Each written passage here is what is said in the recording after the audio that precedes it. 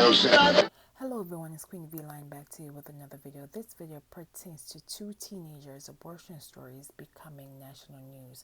The first teen in Nebraska is being criminally charged alongside her mother for obtaining an illegal abortion and for allegedly burying the fetus. Now, this abortion took place before SCOTUS overturned Roe v. Wade back in June. Now, Nebraska has an abortion ban at 20 weeks. You will listen to this brief news clip, and I will be back with more commentary. Protest and boycott of Facebook. The latest call for people to delete their accounts comes after it was revealed the Palo Alto company handed over user personal messages to law enforcement, which then led to charges related to illegal abortions. KPIX5's Ann Makovic has more on the privacy concerns about all of this. A teenage girl and her mom in Nebraska are facing criminal charges following the teen's abortion. Police got their Facebook messages about it through a search warrant. So a lot of people are concerned now about further implications now that abortion is no longer federally protected. The mom and daughter are facing charges that they obtained abortion pills and the teen took them after the 20-week period where abortion is allowed in Nebraska, then burned and buried the remains of the fetus. Well, they both pleaded not guilty. Now, some background on this case. We know the two were charged before Roe v. Wade was rolled back, and this would have been illegal regardless. But the case is demonstrating how messages that some people may think are private could be used to enforce laws prohibiting abortion. Facebook stores most of its users' messages unencrypted on its servers. The company has a long history of complying with law enforcement requests for its data. Now, on this situation, Facebook sent out a statement saying, in part, nothing in the valid warrants we received from local law enforcement in early June prior to the Supreme Court decision mentioned abortion. In the meantime, Meta has thrown its support behind it. Allow me to address the protesting Facebook real quick. Facebook Meta not only owns Facebook and Messenger, but they also own Instagram and WhatsApp.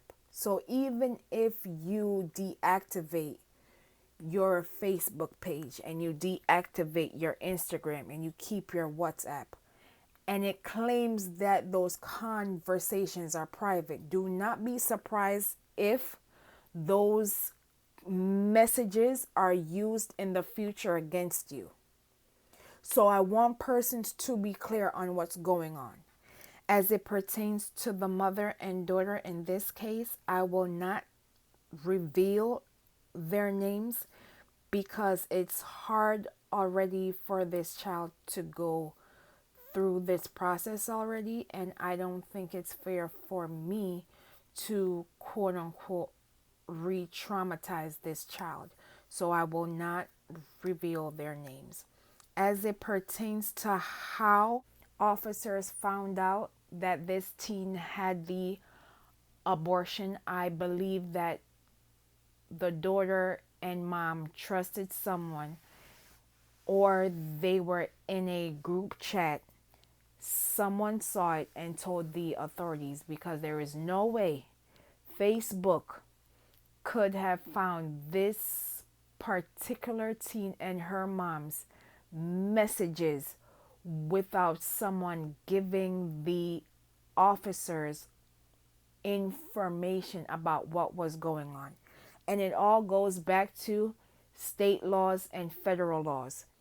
Since this abortion was taking place prior to Roe v. Wade being overturned, it still would be considered legal. However, Nebraska's abortion law states it must be at 20 weeks, and this abortion was after the 20 weeks mark.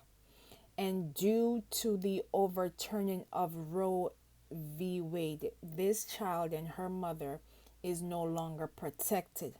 This is why voting is very critical, and it is important for all of us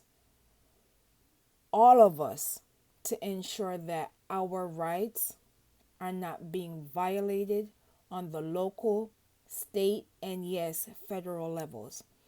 In Florida, a court deemed a 16-year-old not mature enough to get an abortion. Again, a Florida court deemed a 16-year-old child who is also an orphan not mature enough to get an abortion, even though this child does have a guardian.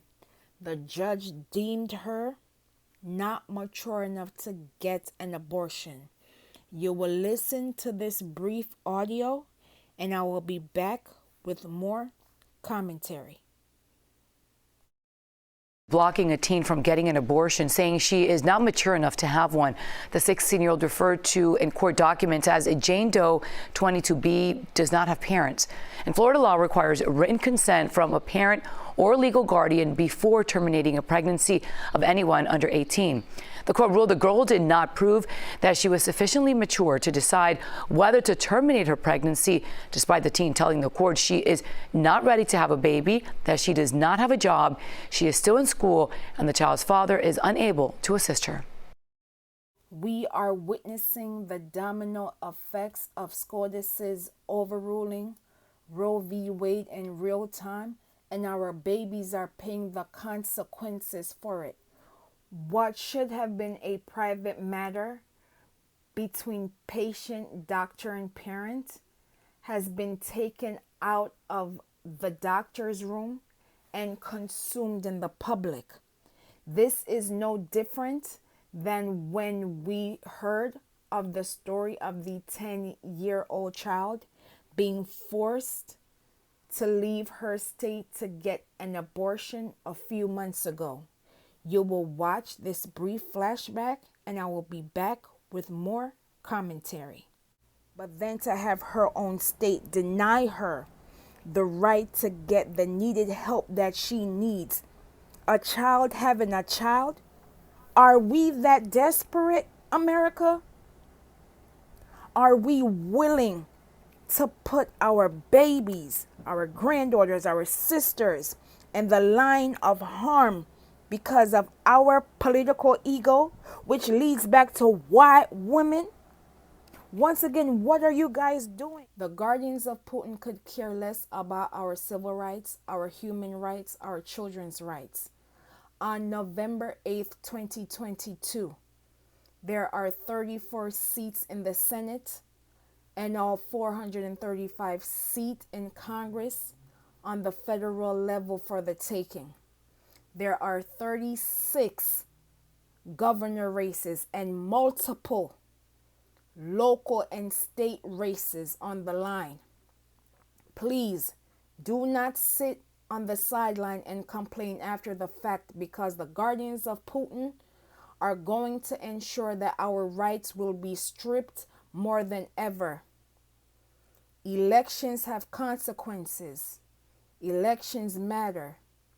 Be safe out there, and I will see you in the next video.